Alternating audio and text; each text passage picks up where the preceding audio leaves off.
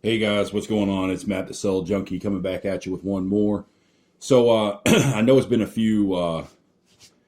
It's been a hot minute since I did the iPhone SE initial impressions video. So I wanted to go ahead and just kind of give you guys an update on the iPhone SE. So let me start out by saying this, guys. This is definitely a niche phone, niche, whatever the hell you want to call it. And with that being said, it doesn't make it a bad phone. Um, I'm pretty sure you guys already know the specs on this stuff. I've kind of already covered it. And to give you guys an idea on what I think of this device, um, I use this as my daily driver for the most part. I do have a couple other phones that I use just because I am who I am. And I have to say, they're most of the time I end up coming back to the iPhone SE. It runs smooth. All right, there's no hiccups, there's no lag, there's no crashed apps, there's no nothing. It's simple, straightforward iOS. But that's also what kind of makes it interesting because with this device, you may have an iPhone 5S body, but you've got the internals of the 6S. Now, with that being said, obviously we're at the iPhone 7 at this point, and by the end of the year, we'll have the iPhone 8, 7S, whatever you want to call it.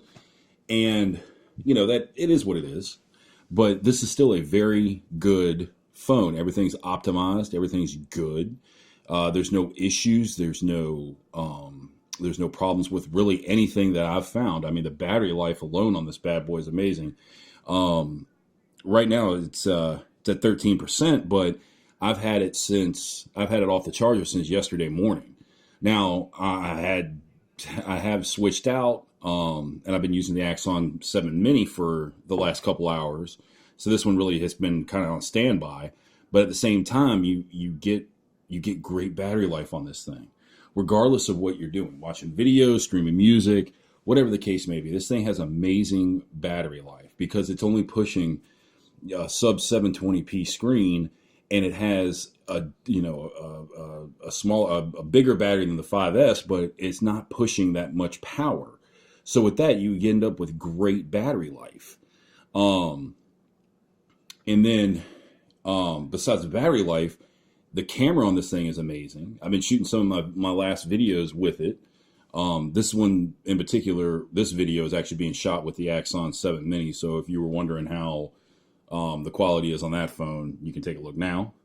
But I mean, as far as iOS goes, in my opinion, this is one of the best devices. I mean, you got the 6S, you got the 7. They have their own little spots where they have better cameras, and they got 3D touch and all this stuff that's a little bit more advanced than this phone. But at the same time, for what you get for the price, especially now that it's been, it'll be close to a year.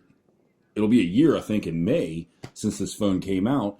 This phone is already starting to go down in price. I mean, it's not much, but for example, I got this on the regular price from T-Mobile for $399. This is the 16 gig variant, so $399. Well, T-Mobile now has it. It's not on sale. It's just what the actual price is. Now it's $384.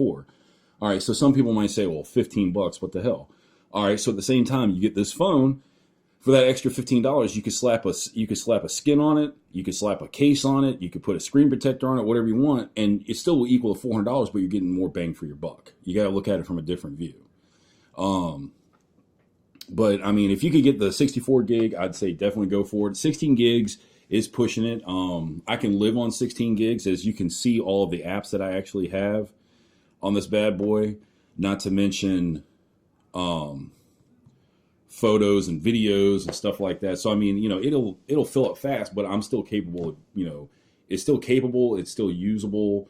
It doesn't bother me, the fact that it's got 16 gigs. If I had 64 gig, that'd be fine, but that's a little overkill for me.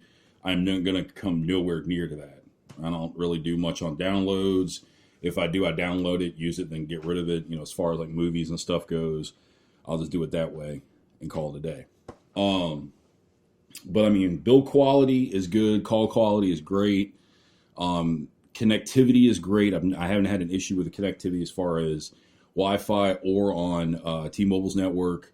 I mean, everything's been working great on it, guys. This is definitely a solid buy. If you can get one of these, either from a carrier, unlocked, or even a refurb, if you can find a refurb and have a and able to put Apple Care on it, or if you're able to put like Square Trade or some other protective plan on it, whether it be Geek Squad or whatever, if you can get a refurb, by all means, guys, get a refurb. You're not going to be disappointed.